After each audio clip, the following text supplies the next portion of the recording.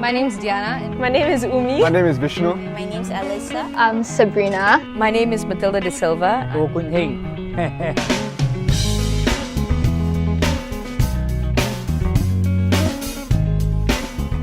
I'm the CEO and founder of Ocean Purpose Project. We started our work on the 3rd of March 2020 and we're still going strong. Ocean Purpose Project is based around 3 projects. There's the plastic to hydrogen piece, which basically says, what do we do with all of that plastic that's floating out at sea right now? Our beach cleanups here in Pasir Ris, the only beach cleanup in the world where we convert a section of the plastics into hydrogen. I'm kindly assisting with the plastic to fuel, that we're trying to reach out to the different company that can actually recycle this plastic to become either hydrogen, which will create a cleaner source of energy because the byproduct will only be water and oxygen. So yeah, that will also help. Then we are trying to see if we have any other partners that will actually like to do something else with that plastic.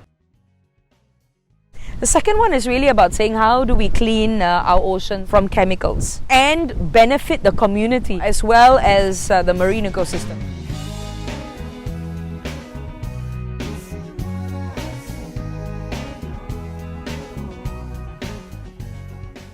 I was literally finding ways that we could actually help him prevent the loss of all of his fish due to algae bloom.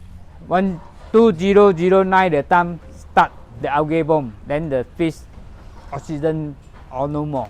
That time is have the muscle more. I think the fish not die so many fast because the muscle can correct the algae because he also need the algae because sick fish, the water fish, sick fish all is the algae. Then the on top the oxygen no more. Give the algae take all the way. We're using native species and nature-based solutions to absorb the excess chemicals and nutrients at sea and then basically prevent the conditions for algae bloom from being able to begin.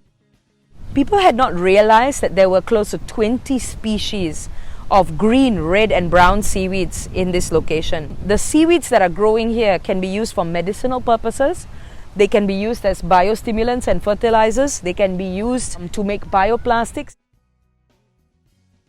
You know, what's exciting to me in my work traveling around the world is to understand how do we bring all of those things together and build the case for the traditional fishermen who live and work in this part of the world, for them to grow seaweed and mussels as a protective curtain, but to then also say what else is growing here. Maybe some of these species might be disease resistant and they might be great as a starting species for the commercial farms in other parts of Asia.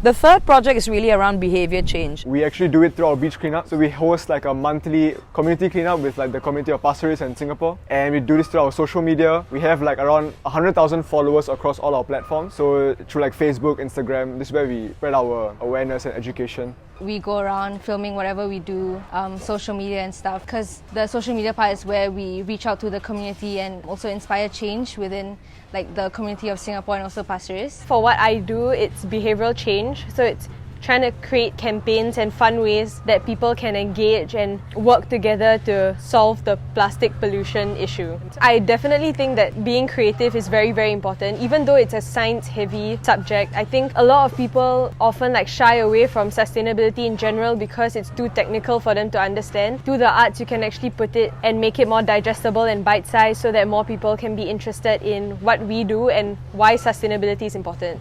So Ocean Purpose Project is totally bootstrapped. Every beach cleanup that we do with a corporate, the money from that is what goes towards paying salaries, running our research, paying our rent, our buildings. We need to be able to pivot. We need to be able to understand as an NGO how we don't just play in the space that is demarcated for us, the little activist box, right?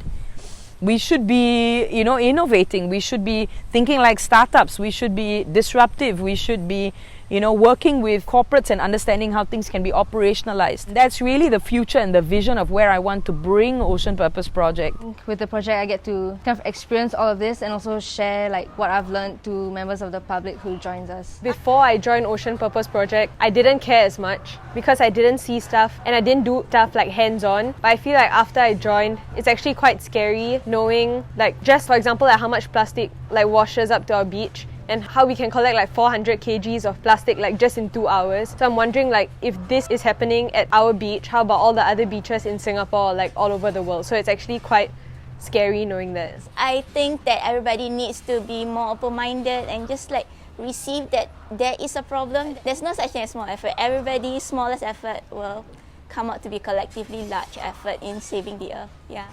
Even if we do make solutions that can tackle the issues, it's about the people having to accept it. Because in the end, the technology and the science is there, but it's about if people want to change. In the end, it's really about your view on the issue, if you want to be optimistic or pessimistic about it. And I would definitely rather be optimistic that in the future we will be able to be sustainable. I love Shake your your city. city. Thank you so much. No worries.